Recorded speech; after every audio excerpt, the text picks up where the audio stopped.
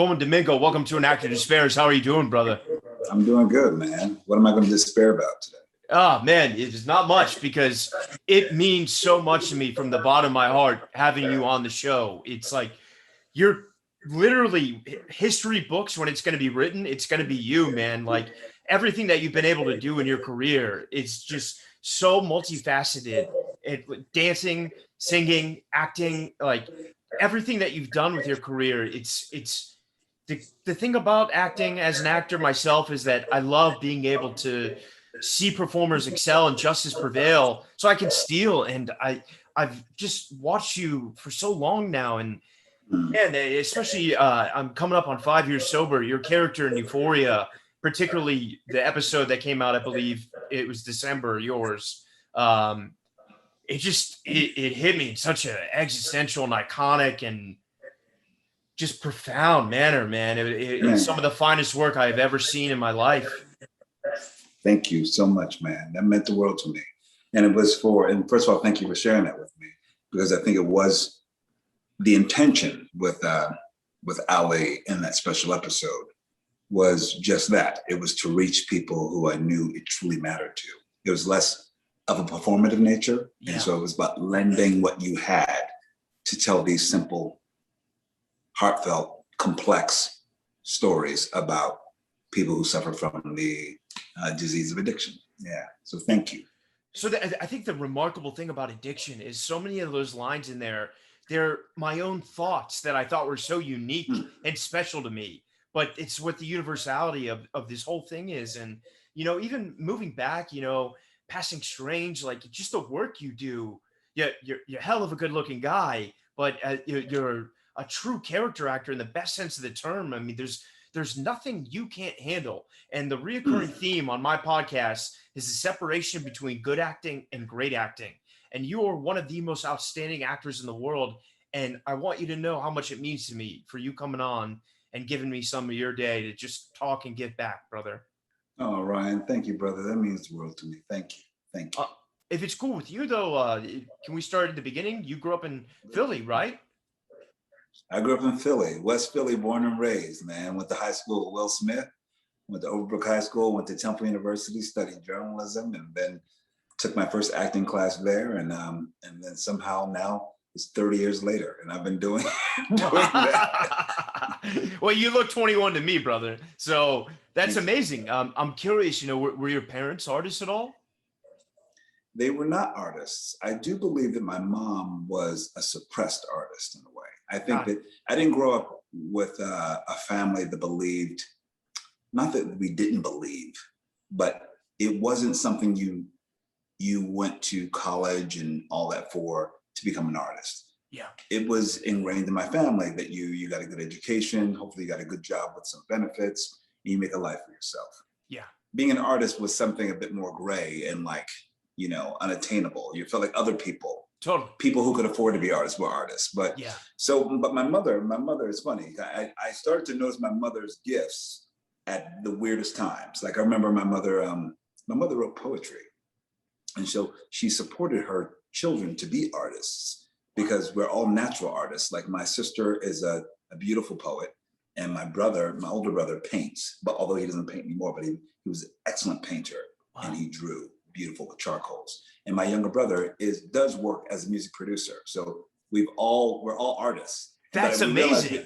I realized we got it from my mother because it wasn't until I went, this oddest thing, I went to a funeral and my mother got up to speak some words. And suddenly this woman who was always kind of, she's sweet and very much a lady and lovely. She got up on that stage and she was so commanding.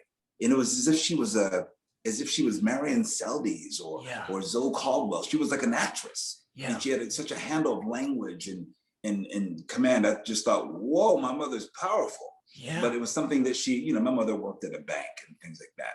But I think she inspired her kids to be artists. That's so beautiful. And I'm curious, in middle school or high school, the drama program, was that something at all that you were interested in or, Well, no, not really, because I was very shy. I didn't think that I had a lisp. I had pimply skin, buck teeth, super skinny. I was not a cool kid. Me too. Yeah, right. Yeah. I was like, I guess I was a nerd, but I was also just like an introvert. And on the school newspaper, I look at pictures of myself in high school, and I was like, that poor kid. Yeah. And that guy just wanted to get out of that situation and go to, because everyone was, I grew up in West Philly, where I think people are just kind of naturally bold in their expressions. And I watched people. Yeah. And so I went to, I wasn't even invited to it sounds like such a sad sack as I talk about it, but I wasn't invited to the parties or anything like that. I was not a cool kid. But I stayed in the library, and I created, and I would go and make film strips in the library, and stay at home and be around my family. And then it wasn't until I got to college where I knew that there was another person sort of inside of me wanting to get out. The person at home that, I think I grew up with very funny people. Like my brother and my sister, my older brother and sister are fucking hilarious. Yeah. And they know how to tell a story. And I thought I learned from them, but they were the funny ones. They were the ones with personality. Yeah. But I wanted to be more like them. So I took an acting class as an elective. Actually, my mother said, why don't you take something that makes you feel free? And I took an acting class, and that's where at Temple? My teacher at Temple University. And that's where my teacher, Chris, my acting 101 class, he asked me, he said, have you thought about acting as a profession? And I said, no. He said, I think you have a talent. And it was the first time, well, he actually didn't say I had a talent. He said I had a gift. He said, I think you have a gift in this field. He said, I'd be very curious if you just investigated that. Wow. And he set my wheels turning. And I started taking classes in acting at the Walnut Street Theater School in Philadelphia, quietly. I didn't tell anybody about it because I didn't want anybody, it sounded like such a far-fetched dream to be an actor. Yeah. So I sort of kept that private, and I would just take some classes off while I was matriculating full-time at Temple. Yeah.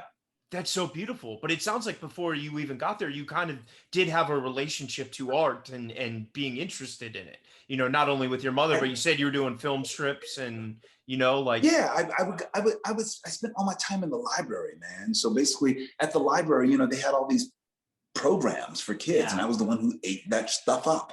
I would go and listen to the librarian read stories. And then they were like, oh, we're going to make these mini film strips. I was like, what is that? Anything creative. But also because I grew up in the inner city, and not that I grew up in a truly rough neighborhood. It was just, guys there would be some guys getting into some stuff that my mother loved the fact that she didn't have to worry about me because I was in the library. After school, I was there doing my homework. I loved that it was quiet and all these books. And I would just take all these books off the shelf about ancient Egypt or whatever.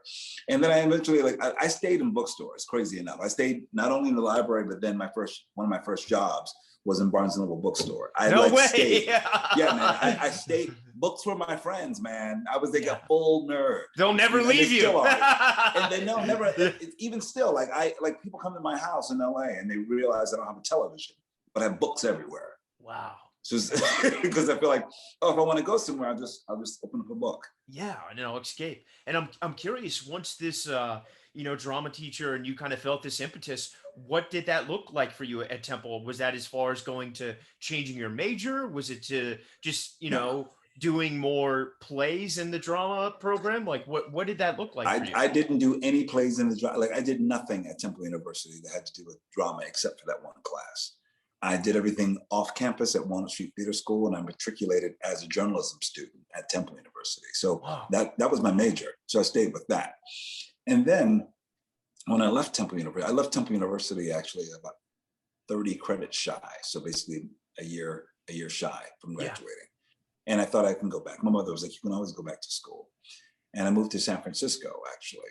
And that's where I thought I was away from my family. I was away from people who knew a version of me. Yeah. And I thought about reinventing myself, to be very honest. And so I leaned into this thing that I thought I loved, being in theater class and what that offered. And I was curious about what this career could be. Yeah. And so I remember I took one class in San Francisco, but then I just started auditioning. And then I started working. I started working with really little to no experience. And I learned everything that I know, even now, from showing up to rehearsals that I wasn't even called for, because it was all my conservatory. And I still do that. I love being on set. Were you at ACT in San Fran, or? In San Francisco, where I worked, or, Yeah, or it's where did I take it's class? ART, right? Or No, what? no, no, it's ACT. No, but I didn't take ACT. classes at ACT. I took Okay. classes at I took classes at, it was at somebody's in someone's upstairs theater space or something. It was not at any one formal Got it. conservatory. My conservatory was rehearsals. By You know what I doing. mean? Yeah. And Yeah. I'm so curious, because most actors think of acting as a binary New York or LA thing. Obviously now that's changed with Atlanta and other markets. But what was it to you about San Francisco that was so intriguing to you? Well, I moved to San Francisco initially just because my best friend Guy said, "Oh, it's amazing out here. You need to come out here. I think you would Yeah. really like it. It's cool, good people, all that." And so I was in this very precarious place of my parents just moved to Virginia, and I was still in Philadelphia, and I thought I want to try it. Yeah. And so I moved to San Francisco. It wasn't even about being an actor. It was just trying. It was just going to Life live. experience. Totally. Dude, that's it. So I lived with 3 other guys in a studio apartment in the Tenderloin district of San Francisco. Oh my God. Yeah. So it was Yeah. just doubled down. It was okay, that's what you do when you're 21 years old. Yeah. And so I moved there, and I took an acting class. I told you again, I felt like I feel like it was in someone's empty space in some on top of some Victorian or something. Wow. And I got a job, and I started to pursue this, and I started to figure out how to get an agent, how to get work, looking in the trades, Backstage magazine, you name it, and figuring it out, getting a headshot. What is that? I remember I met with a coach, this woman. She was fabulous. I'll never forget that. She looked like she was in my imagination, she's wearing Chanel earrings and her hair is perfect. And Yeah. she's telling me about it was something in the back of the trades about people who wanted to learn the business of the business. Yeah. And so I remember I took a class with her, and I said, "Yeah, I'm curious about this, about headshots and finding work and all that stuff." And I remember I sat with her, and we put together a resume filled with lies. It was, As we all do, dude. but she said, "You need a resume to get started." And I said, "What's your experience?" I said, "Well, I don't have any experience. I have, I did some scene study." And so she looked at it, she says, "Well, we're going to bend the truth a little bit." I said, "In what way?" She said, "What play did you do in scene study?" And, "Well, I did this." Let's say I said the Hotel Baltimore or something. Yeah. "Great. And where did you do that?" I said, "At Temple University." She says, "Great. Hotel Baltimore, the character name, Temple University Theater." I was like, so-and-so, Walnut Street Theater School, Walnut Street Theater Company. And she says, you need to give yourself a little push to get in the door. Yeah. And then your talent will do the rest. Yeah. She said, your talent will not question your resume. That's and so I was like, I never forget that. So I did that. Basically, I went out and I lied for my first auditions. And then at some point I could take those things off because I started to work. Yeah. And, but I would do things like this. Ryan, I would do things like, I would go home. I remember my first rehearsal. It was for a play called The Inner Circle. And it was with the San Francisco, what's it called? It was called the New Conservatory Theater in San Francisco. Okay. And it was a touring play for theater for young audiences. And I was a young kid who became HIV positive and dealing with it with his, I guess, high school classmates. Yeah. So I was a very raw actor. Like when it comes to crying, emoting, whatever, I had it all. I just in spades, I had it all. But the thing that I didn't have was any technique at all. Yeah. So I would go home, like I would look in my first rehearsal, I get cast as the lead in this play. Wow. And my director, Louie Jenkins, a British woman named Louie, she says, okay, well, what I'd like to do is just lightly block the show and then we'll go back and do more deeper work. I was like, in my mind, I just stay quiet and smile. Yeah. I didn't know what blocking was. Yeah. So I would go home and read. I would read books by Uta Hagen. I would read An Actor Prepares. I would read Stanislavski. Everything I would just go home and read. Yeah. And so I'm like, oh, and then I would look at what the other dude was doing. He kept writing things like Joey Ponce. He kept writing SL with an arrow or C, circling it. Yeah. DS with an arrow. I was like, what's he doing marking up the script? And I would look at that. And then they would say, okay, Colman, walk down stage. And I would start to head upstage. Yeah, And they would it's tell the me, no, go opposite. the other way. And Yeah. so I started to figure it all out. It was like I was learning a new language. It was like I was being thrown into the middle of France, and I don't speak French, but I had to learn. So that's what it was like. So I was like, oh, I need to figure this out and look around. And so I believe that my sensory elements were even more heightened because I was like, a fish out of water trying to figure out how to swim, And that was thrilling for you because a lot of people, when they have to Yeah. deal with that kind of, they just can't deal and they have to give up. Oh, That's I incredible. thrive. I thrive. My whole career is about that, like that. I thrive with the challenge. Anything I don't know, I'm drawn to it. Yeah. I don't, if I know it, I feel like job's already done. Yeah. But this was like, I felt like maybe that's the thing that I love about this career, to be honest. I love the learning aspect of it, that you're never finished. Yeah. You're never done with this, Yeah.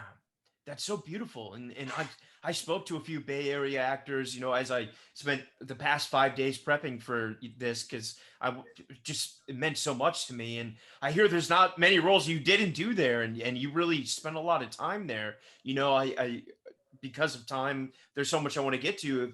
If you could just summarize, do you feel like San Francisco perhaps is where you found your voice? It absolutely is. That's where I found my voice as not only an actor, but a writer, a director, a producer. It allowed me and afforded me the space to do it all. Yeah. I think because I think the Bay Area, especially at the time, that was the 90s. And I was there from 91 to 2001. And what I really gained from my time there was I felt like I could do anything. Yeah. And I really could. I could create a theater company and get partnerships with other major theaters. I had a lot of energy and enthusiasm, and they really responded to that. And I really feel like I owe the Bay Area a lot, because I do feel like a Bay Area actor who still in my heart and soul. Totally.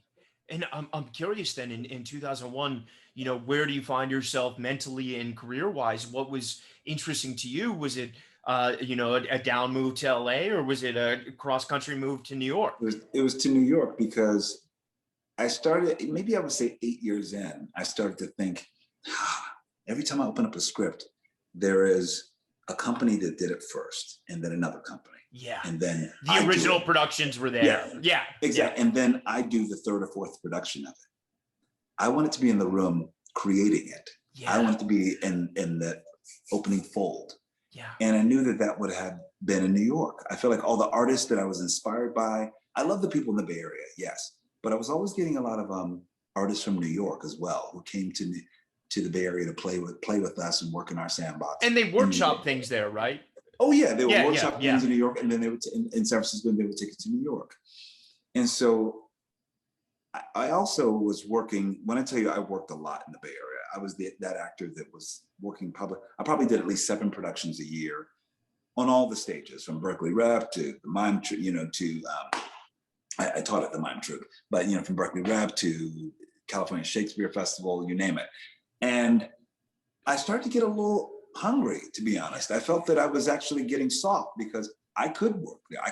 I played leading roles. I played all the classical roles. I played many clowns that I wanted to play in Shakespeare. Yeah. I was in the circus, you name it. And I was like, okay, what's next? And you were equity, right?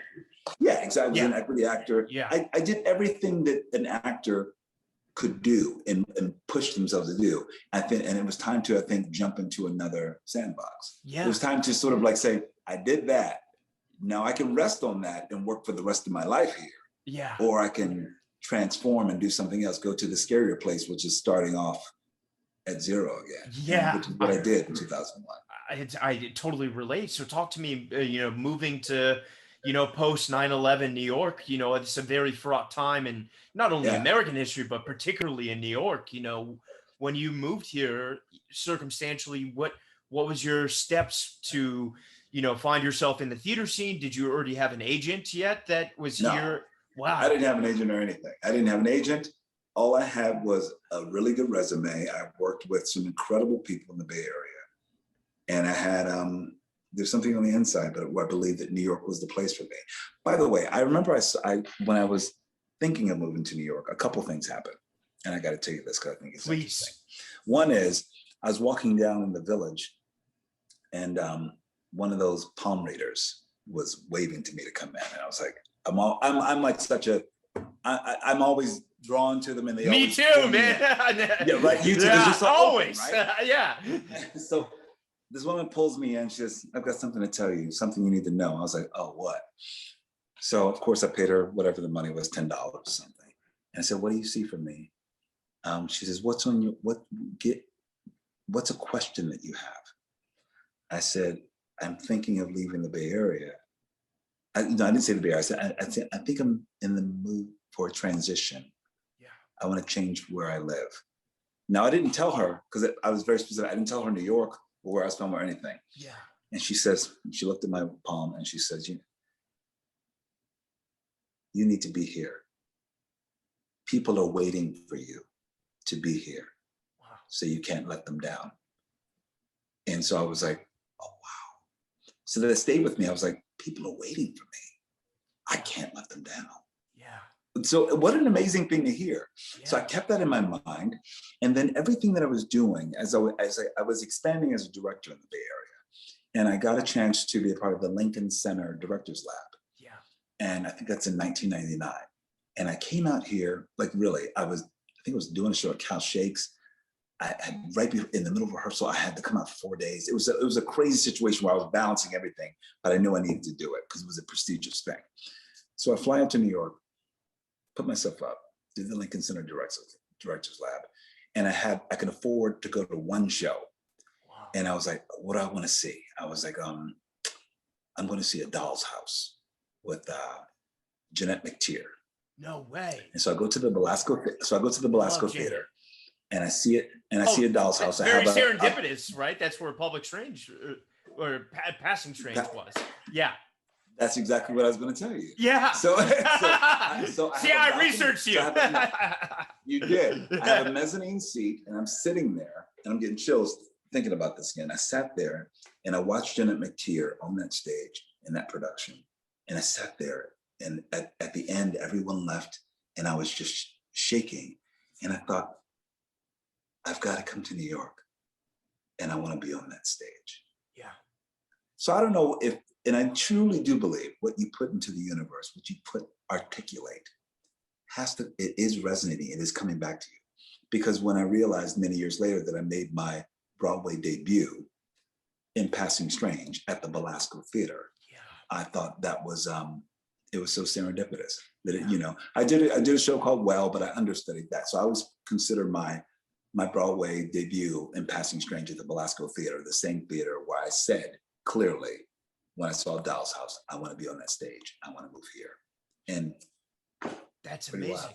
Did you do the like the Huckleberry Finn? Just you stayed and didn't go back and get your stuff, or did you go back to San Fran? I went back because I had to take care of a relationship that had to end, that had to transition, and I had to just figure out my course. And my course was this: the universe spoke up and said, "Hey, a production I did at Shakespeare Santa Cruz called Taming of the Shrew that I did with Tim O'Sell. Hey, they want to do it at Jiba Theater, which is in Rochester, New York."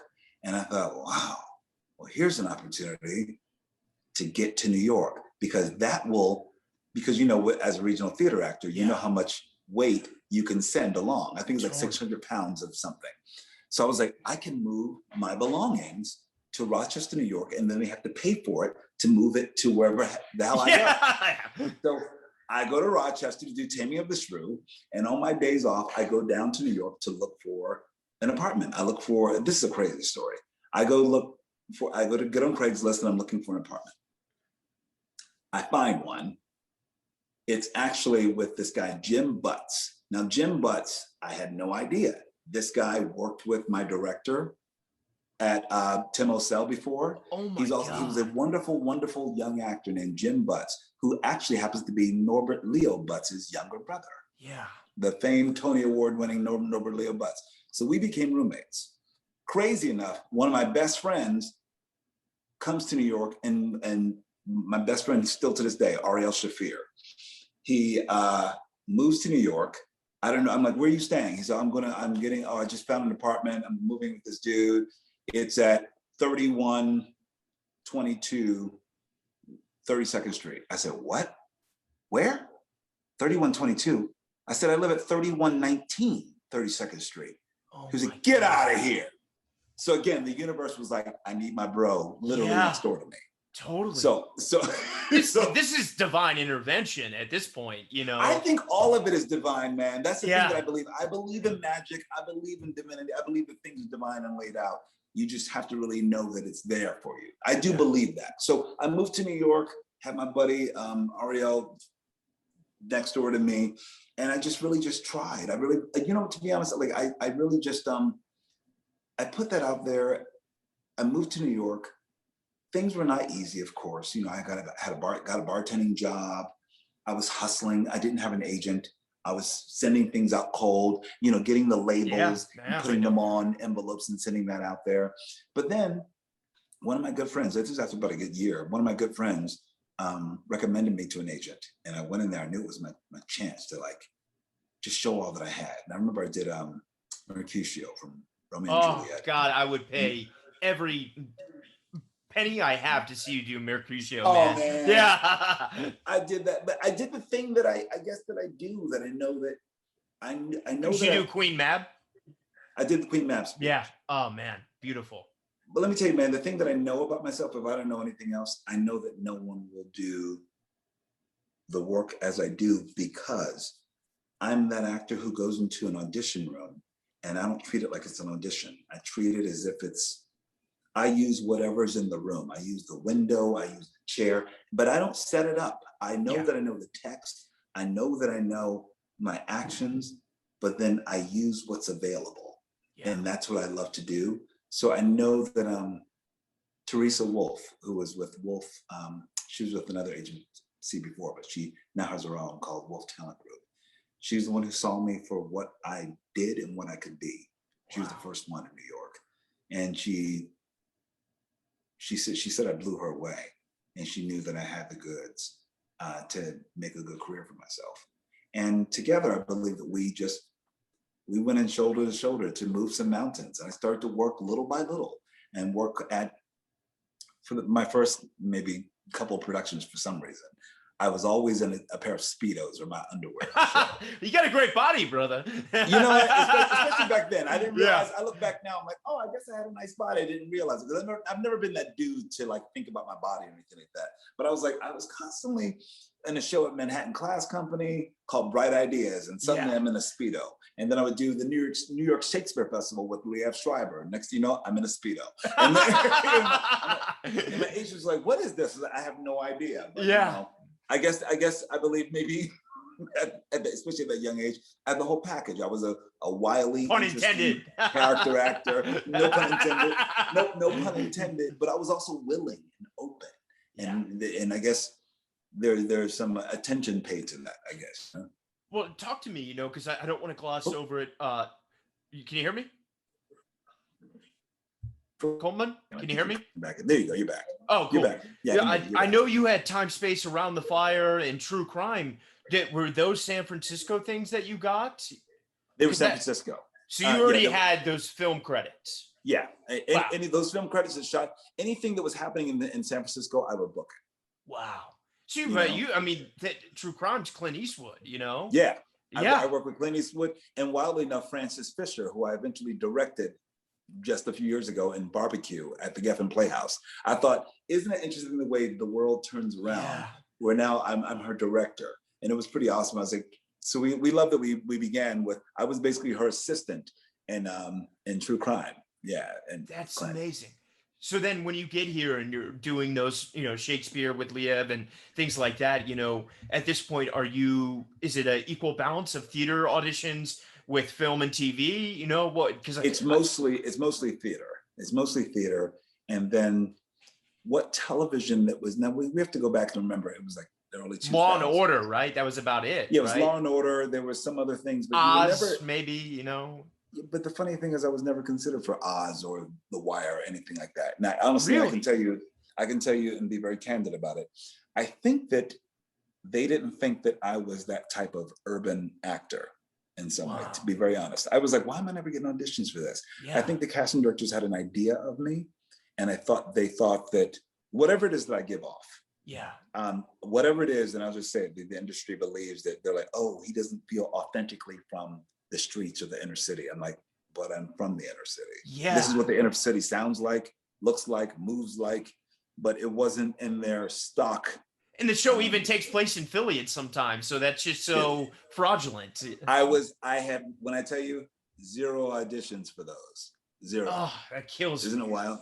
Because think about this, as an African American guy in this industry, I think they want you to walk in the room and be that character. They want you to be a thug. They want to know that they would rather cast. They would honestly, I know they would, because if I would go into some of these auditions, not The Wire or Oz, but I'll go into these other auditions where I'm like, oh, that dude looked like he just actually came out, or that dude looked like, you know, that he wasn't someone who could act it like me. He was somebody who was it. You know what I mean? The only person I feel like that got through would be like Michael Potts, you know, Absolutely. like, Exactly. which you would have been amazing my buddy, Michael Potts, but so then talk to me, you know, because development of plays for, you know, the people that are listening that are maybe more marginally interested in entertainment and musicals, it can be years and years. So at what point did Passing Strange start to become an idea that you became associated with? Was that, you know, it was after, I guess, they went through the Sundance program, and when I came on board, they were auditioning for the Berkeley Rep / Public Theater co-production, and that was it. That's all it was. Berkeley Rep, Public Theater. There was no Broadway in the mind of it. Yeah. So I auditioned for it. It was actually the play that I auditioned for, like during the time I lost my mother. Oh, I'm so sorry for your loss, brother. Thanks, man. Yeah. And it was this is something I guess I feel like actors should know. It's like, imagine you get an audition on July 24th and it goes very well, and your mother dies on July 25th. Yeah. And then you get a call on July 26th and you tell your agent that I cannot come to the callback because I lost my mother. Yeah. But if they could wait, I'd come back and audition. Yeah. They held the auditions for me for 2 weeks. Wow. And I went in there, and I consciously was trying to go in there and just say, you know, I didn't want anybody to feel sorry for me or anything like that. I just wanted to do my job. And but it was all over me. And I performed in a unique new way, because I think once anyone experiences the loss of a parent, you will know that you're forever changed. Yeah. And whatever you are as an artist does change. It has to. Your whole being changes. So I went in as a whole other being, and I booked the job, and it took me to Berkeley Rep, and that's where I did a lot of my healing, and which is wild because I went back to the Bay Area. That's where my creative home was. So I felt like it was a blessing from the universe to go back there, do this play, which is about a guy who loses his mother. Yeah. Oh my God. and you have that beautiful line, you know, I love so much that I think summarizes the life of an artist. You know, we're all just freaks looking for a home, you know. That's exactly it. That's exactly it, man. Yeah, man. Yeah. So I go there and I come back, and we do it at Berkeley Rep, and Berkeley Rep, and then at the Public, and then it moves to Broadway. And that changed my life.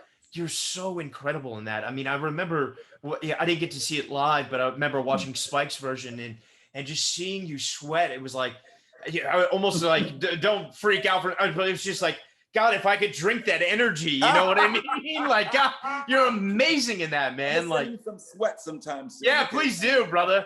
It's we'll do an N for T, you know. But man, I mean, just stamina wise, talk to me about, you know, for those also listening, you know, Broadway's 8 shows a week. How do you show up and give that? I mean, well, I've always been in shows like, for some reason, I'm always sweating in a show on Broadway. I've never had that role where I come and sit in a chair. I'm just, I did Passing Strange. I played Billy Flynn in Chicago, and the Scottsboro Boys as well. And each time, I think it's just pure discipline, man. I think people who understand that Broadway is like a marathon. You have to take care of your body in a different way, measure your sleep patterns, what you do in the daytime, who you associate with. It really is. You go into full training. And that's what I did, especially for like Passing Strange. I even look back when I saw it maybe last year, and I hadn't seen that production in a while. And for our listeners and watchers, I believe it's on Amazon Prime, Yeah. Passing Strange. And people will see that I'm really maybe 160 pounds, and I'm a tall, lean guy. I weigh 190 now. So that was a 30-pound difference then, because it's like marathon. I'm in my fighting weight, man. Yeah. I was lean, and I could move and dance and sing and do vocal gymnastics with different characters. Yeah. And that's what you must do. And that's what I did in the Scottsboro Boys as well. Played 5 different characters. Yeah. And I had to change my body and my mind. And I swear it was like every week I was going to the wardrobe and like, oh my God, what's going on with my pants? I need them taken in again. And so I constantly went down like 3 or 4 pant sizes. Wow. And just burning calories. you burn everything off, man. It's the best diet in the world, Broadway. And yeah, man, I think it just requires a lot of discipline. And I love that discipline. Although, you have to get your mind. Who knows when I'll be back on stage, but I know for sure that it takes a lot of, I don't know, you have to think about the kind of discipline and the rigor that it takes. It is truly rigorous. Yeah. And before we jump into the movie Passing Strange, I would love to talk to you about A Boy and His Soul, at the Vineyard. Was writing something that was always kind of building up for you? Was that something that was born out of everything that was going on with your mother and moving? Yeah. What was the catalyst for that? Dude, the catalyst was I've always, whenever I teach, I always tell students that no one can tell you not to create. Yeah. Because that's something that I've always believed, that no matter what I do, whenever I'm doing it, if I'm bartending and I remember I had like the bar would empty out between 1 and 4 o'clock in the morning. So what would I do? Would I just sit there and hang? No, right. I create something. And I create something for myself, because I always thought that it's nice to have something for yourself while you're out there trying to audition and not waiting for someone to say yes to you. You gotta say yes to yourself first. Yeah. So that's what I was doing. I invested in myself, and I started telling the story. And then I realized it was a solo show. And then I would keep betting on myself, to be honest. I would get it produced myself and put it up at Joe's Pub for a night and invite people in and pay, use my bartending money and give them paid production, etc. Yeah. And then, I would always invite people too. I would invite artistic directors, et cetera. And that's how it came about, man. It was like, and it was a long period of time. I always tell people, I'm like, none of this stuff is easy, producing or betting on yourself. Yeah. I think it possibly took, because my first production of it was in 2004 in San Francisco, because I would always go back there and workshop things. So I believe I workshopped it in early 2004, came back and did it in the summer. And then I did a one night only at Joe's Pub, I think the end of 2005 or something. And then the Vineyard Theater saw it and they wanted to do it. And I believe we did that in 2008 or something. Yeah. Yeah. So it was about 5 years. And then from there, it played the Tricycle in London and the Brisbane Powerhouse in Australia. It's like, but again, that starts by saying it was a story that I felt like I had to tell, to be honest. I wanted to tell a love story about where I came from. Yeah. And the music and the people. Because I thought if I told a love story about where I came from and my experiences, it can help somebody else. Yeah. If they're going through the same thing. So it was never an experiment of like, oh, I think my life is so interesting or the people are so fantastic. It was more like, let me be in service to storytelling by telling my story so that you can tell your story. And then from there, I realized I had something to say as a playwright, even more so. And I started experimenting with other plays, and then came Wild with Happy that was at the Public Theater, or Dot that was at the Vineyard. And then so each time, to be honest, it's an experiment, and it's something that I feel like I have to do. So I write kind of infrequently. When I have the question, when I have that burning question and desire, that's when I start to write it. Yeah. But I'm usually waiting for it. I'm not trying to force it, Yeah, you can't. I don't think, it's been tough for me being sober. It's like, I can't, drink and force it. I gotta, when it's there, it's there. And when it's not, it's not. When the muse is there, man. Yeah, right? Yeah. And so I'm curious, obviously it's so hard to translate theater as a medium into film, but if anyone can do it, it's Spike Lee. So when that happens and that gets into Sundance, there's so many amazing people. This is when Sundance was still really celebrating great independent cinema. Did that really kind of reinvigorate, getting casting directors from big studios and starting to get to see you for really big projects? I guess, but let me tell you something though, the weird, which is going to sound weird. I've never I remember my mother, and I keep bringing up my mom, because my mother always had, I think, bigger dreams than I had for myself. Yeah. I just wanted to be a respected actor. I just wanted to work, make a living. That's it. I didn't actually anticipate being on Broadway or having this film career or television career that I have. I had no idea.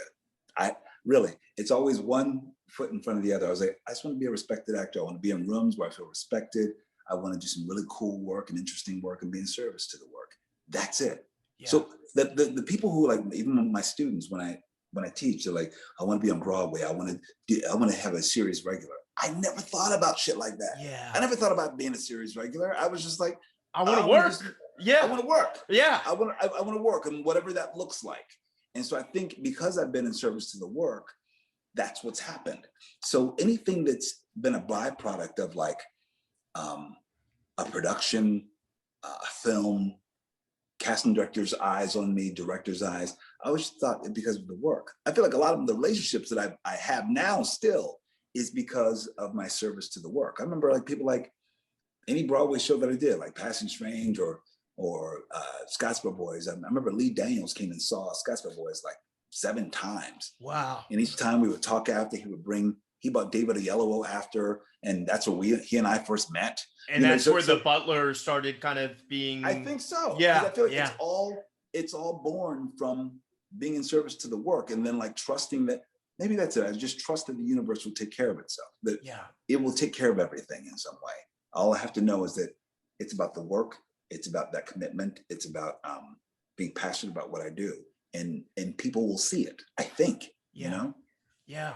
And doing things like The Butler and Selma and Beale Street, would talk to me about, just these seminal historical moments for Black culture and for the world, and for, moving just society along to where it needed to get to, and these freedom riders and these incredible people that sacrificed everything to do it. I imagine it's amazing to get to tell that narrative, but it's got to be a little bit haunting in some ways too, to relive those traumas that are still, if there's anything sadly 2020 and 2021 has taught us are still very fucking sadly real for some Americans. Man. You're so right. And I think it's wild to me that I do know, and I can look at my career, and my career is unlike anyone else's, especially when it comes to— Because you're the best. Oh man, thanks, man. Thank you. It's something about being a part of these incredible historic experiences on stage and in film and in television, I believe. I feel like at the core, my friend, how can I say it? It goes back to being in service to the work. Yeah. It's like, I feel like the things that I do best is when I feel like I'm in service to something bigger than myself. Totally. Where I feel like, oh yeah, this episode of Euphoria, it's not having a showcase, look at me, just turn it out. It's about, like, I'm in service to making the world a better place. Yeah. By doing this. Helping addicts like me that are fighting, against relapsing during the pandemic, Dude, tell me, brother, because that's what the things that I remember. I sat and I just burst into tears, to be honest, when some brother reached out to me on Twitter and said, thank you so much, man. It felt like when you reached your hand over to Rue, I felt like you were reaching your hand out to me and telling me you got faith in me. It decimated me, because I'm like, that's what I feel like at the core of anything, like you saying Selma or The Butler, you name it, at my core, that's what it's all about, man. Yeah. It's about connecting all of us and being in service to these people and these incredible humans with these complex lives, and saying that we're all alike in some way, or we all need each other.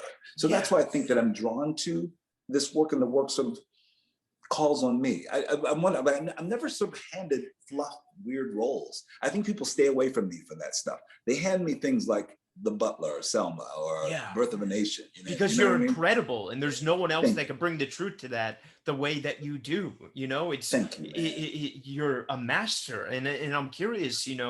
Like before we dig into Euphoria, talk to me, about like taking on something like Fear the Walking Dead, which is arguably, I know you got Candyman coming up, but unlike anything you've ever done before. Was that something you had to think about taking, let alone I just did. the I long did. season Dude, commitment? yeah.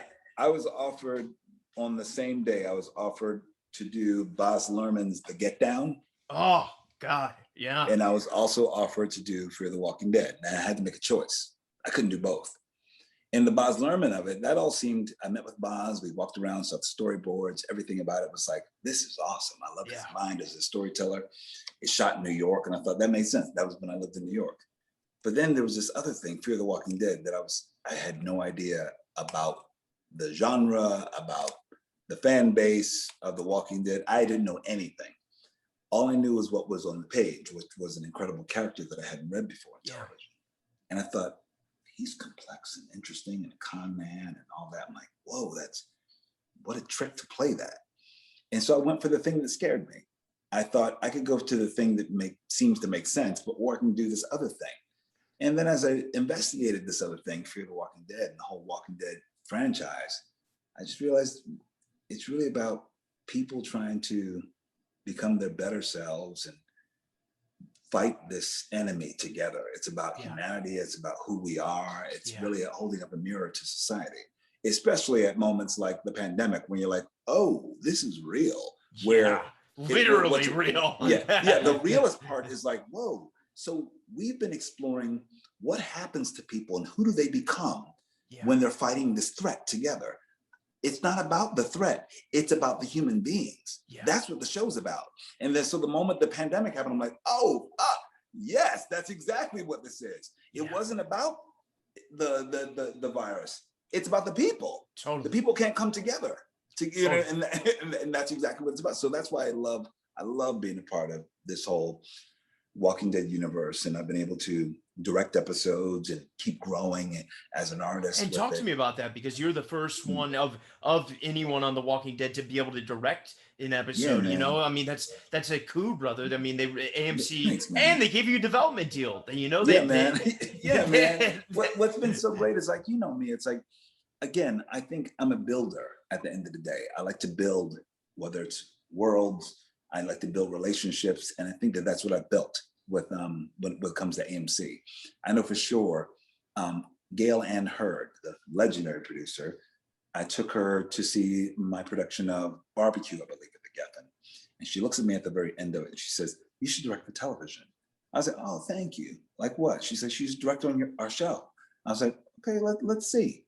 And she took that seriously and put my name forward to the producing director and the showrunners. And they were like, hey, would you like to direct next season? I said, yeah, but I think my training needs to start now, though, because I'm just not that person who like feels like I got this. I'm like, no. I'm going to train for a whole year before I ever think about directing, because I respect the work so much. So I started to watch every single director, but I had already been doing that. So I'm that actor that's never just sitting back in his trailer. I'm actually on set. I'm talking to the lighting people and the grips and the gaffers and looking at this and looking at camera lenses. I'm like, what is that? What lens is that on? So, I'm learning, because that's the way I came into this whole industry. Totally. So I'm like, it's an opportunity to learn. And so that's what made me the director that I am. I love directing, and I feel like it's such a blessing to direct on my show, because it's a big show with special effects and stunts and visual effects and character arcs and story, deep story. So it's like, I feel like I've been given the keys to the kingdom as a director, And you got to work, we spoke off air, with my wonderful favorite, and you said yours as well, Holly Curran. She's the best. Holly Curran, we got to give some love to Holly. Holly is such a wonderful actor. And we had a great time together. We had some fun scenes together too. And then at some point, my character, as he does, Victor Strand, is a very conniving guy. He, got killed. What else am I supposed to do? Hey, that's the things we have to do, and then talk to me, before we jump into Euphoria and maybe end with Ma Rainey's, obviously, we're an incredible place, but there's room for better with LGBTQ, community and rights and representation. But when you got something like Assassination Nation, that was ahead of its time. That Dude, didn't. yes. Talk to me about getting that. Did you know Sam? Where No, did that man. relationship come together? I met Sam in the basement of an after party at Sundance when I was there for Birth of a Nation. Wow. And he and Jeremy O'Harris, who co-wrote Zola, were downstairs just chatting. So the three of us were just over in the corner, just chatting it up for we became brothers that night, the three of us. Yeah. Truly just chatting it up. Again, I think I walk into rooms like, I don't know, they seem cool, let's talk. And so we started talking. I had known you were talking about the film, you name it. And we talked for I would say a good 2 hours. And that was it. We exchanged numbers. I was like, I think Sam could be a new buddy. Yeah. We met up in New York. We met up for some lunch. Just a new brother. That's it. I had no expectation or zero. Yeah. I just thought, what a fascinating mind. I just liked his mind and the way he talked about things. And then he wrote the principal character for me in Assassination Nation. Yeah. He was like, I'm gonna send this to you. Would you want to do this with me? I was like, absolutely. Yeah. And then he wrote Ali for me as well. And I was like, great, man. There's certain artists where you're they write to your strengths. They know what you can do. And I just said, no one has written for me like Sam. No one's written that episode of Ali and Rue and that special episode. He knows exactly what I can do. And he knows, and he'll set the bar so high. Yeah. Where even my own expectation of what I can do is challenged. And I think that's what I'm very grateful for, people like Sam. He saw what I could give just as a person. Well, and then the words were so good. I have to ask in some ways, because so much of your prior work came full circle in reference with the Civil Rights Act and being in the cafe together and the beauty of that. And, was any of that your lines, or was that all written? That was all Sam. Every single word. There was not one bit of ad-libbing at all. That was all Sam. But you elevated it and you brought truth to it, and you saved me in a lot of ways, man. Because just because I'm not drinking right now and snorting or shooting drugs doesn't mean I'm not an addict. And I've dealt with my own suicides, and it was a horrible winter for not just me but for a lot of people. And just I'm not trying to steal what that guy said to you, but you saved me, man. I needed that episode. I watched it maybe 5 times, and Thanks, brother, man. I'm going to call the Academy and make sure the Emmy's coming your way for that, because I haven't seen a performance that's beaten that yet. So thank you, brother. That means the world to me, man. That means the world. Thank you. It means the world to me for what you're doing. So, obviously, please come back, but let's talk about, Ma Rainey's, yeah, man. That's, another gift that I was handed in my life. And, were you familiar with the play? I was familiar with the play only because I saw it many years ago when Whoopi Goldberg did it and Charles S. Dutton on Broadway. And I saw one of my good friends do it at a production at, I think it was at Rutgers. No, it was in great theater. Yeah, okay. Exactly. Or it was in Philadelphia, one of them, but he was doing, I was always seeing his work. So I saw that, but I thought nothing of it for me. I thought I didn't know where I find myself in there. Yeah. But then I was just minding my business and I got a call with an offer. It wasn't an audition, it was just an offer to play Cutler. Wow. And that role in particular, I loved first more than anything that Denzel Washington and Todd Black and George C. Wolfe thought that this was the guy to help be a part of telling the story of Ma Rainey in this incredible play of August Wilson's. And it felt like a tremendous responsibility. Yeah. Like that they were handing me a responsibility. Totally. And they knew I was up to the task because that's exactly what I want. Hand me a responsibility and watch me take care of it for you. So I think that I think we created something really special, man. I loved working with Chadwick and Viola. Did you know Chadwick and Michael already at this point? I knew of Michael's work. I knew of Glenn's work. I had worked with Taylor Page, who plays Dusty May, just before we did Zola, before we did. Oh, okay. Awesome. Yeah. Yeah. So we met on Zola together. So we spent some couple months in Tampa, Florida together. And then, but Chadwick and I, we knew each other from New York theater. Like we did a reading together probably about 15 years ago. Wow. And then we actually did the movie 42 together, Yeah. although my scene was cut. Oh, I But- know.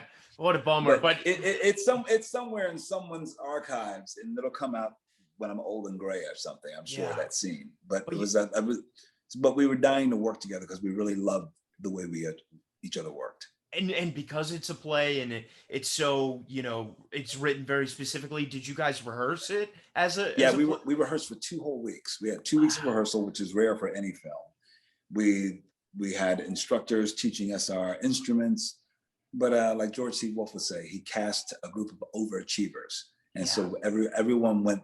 We just went in every day. We came in, we did our work in rehearsal, and then went home, ate our meal, and rehearsed some more by ourselves, and came in ready. You were in the ring with greats, so you wanted to be ready. I really think you deserved a nomination, man. I mean, Cutler was so good, man, and he was really the one that kind of kept everyone at bay, and it was such an iconic performance. And before I get to my 2 final questions, obviously you got to come back when they come out, but you have 4 insane projects coming up. You got Tom Clancy's The God Committee, Candyman, and North Star. I mean, you're I don't know if they're all coming out in 2021, but it is Colman's year, brother. Oh man, you know what's funny?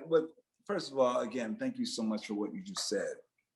I think good work can't be ignored after a while. I think you just got to stay the course, stay in it, and remind yourself why you're doing it. And I think that I do recognize that my work, sometimes I think an industry will amplify one by diminishing another. Like it's almost like you can't see both in a way. Compare and despair, Exactly. But I know my worth, and I know what I did, and I know what I brought. Yeah. And so listen, any award or recognition that Ma Rainey gets, I feel like I won. Yeah. I feel like I'm a part of it. There's no way, and I hope Michael and Glenn and any production person, you name it, also feels the same way, because no one can do what they're doing on their own. Yeah. Totally. You know for sure that whatever nomination or accolade they're getting, or anyone's getting, is because you were there to help that and be in service to it. So that's my win too.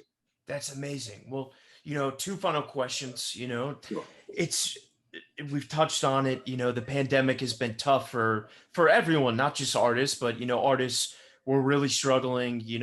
Especially actors. Production's only starting to pick back up. I'm curious, for all the people that got a late start and weren't doing this at 14 and didn't have parents that were in the business and have no connections. The young Colmans out there. Any words of wisdom or advice you have for them? I think, the advice that I would have is have a respect for this craft and what it is. At the core of anyone, I always tell people are like, oh, I want a career like yours. And I say, I want you to want the whole career then. Don't just want what you see right now. Want all of it. Want the heartbreak, want the moving around, the regional theater, the roads that lead to nowhere, the reinvention, the betting on yourself. Want all of that. Yeah. Don't just want what you see now. Want 15 years ago, where I didn't have much of anything. Yeah. Want because I made a commitment as an artist. And when you make a commitment as an artist, there really is no guarantees. But the guarantee is that you have a life that you built and you create and you love and respect, and you respect the work. Yeah. And even if you're going back and forth between productions, I would do a production on stage wearing thousands of dollars of costume and take my bow, and I would get up and run across town and start bartending. That's a part of being an artist. That's all of it. That's the hustle, the times when you feel like you can't do it anymore, but you dig down and you write that play, you create that opportunity. That's what it's about. And so I would tell the young Colmans to respect the work and respect the life of an artist. Yeah. And but you got to give it your all. And if you give it your all, I believe that anything that you give your life to has to provide for you. Yeah. I just think it has to.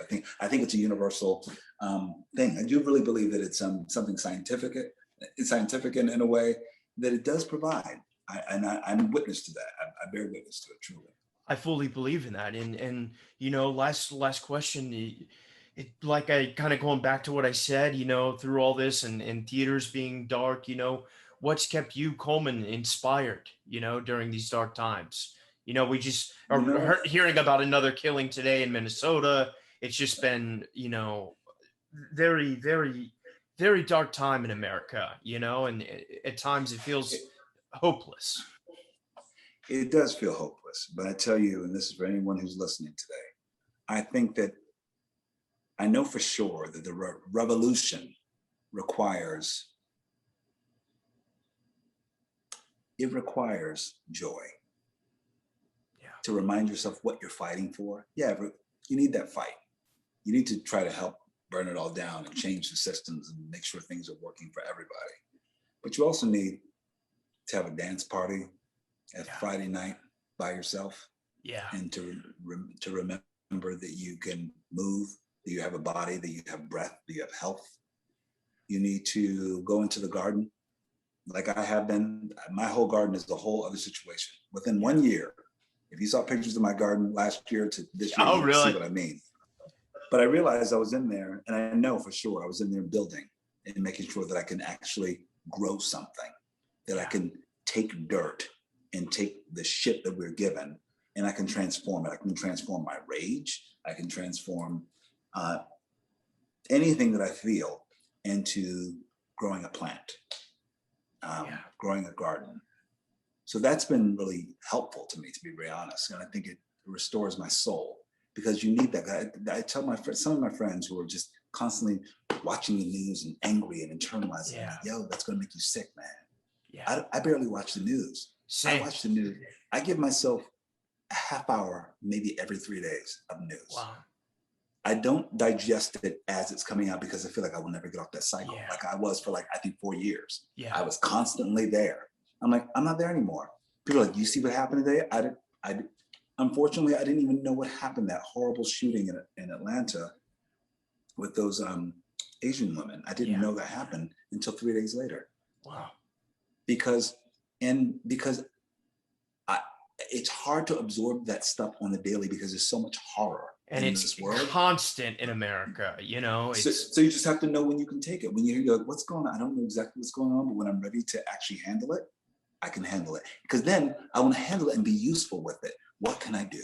What can I do to be a part of the solution? How can I love my neighbor and do this, or write this check today, or whatever? Then I find it's useful, instead of just absorbing and laying down.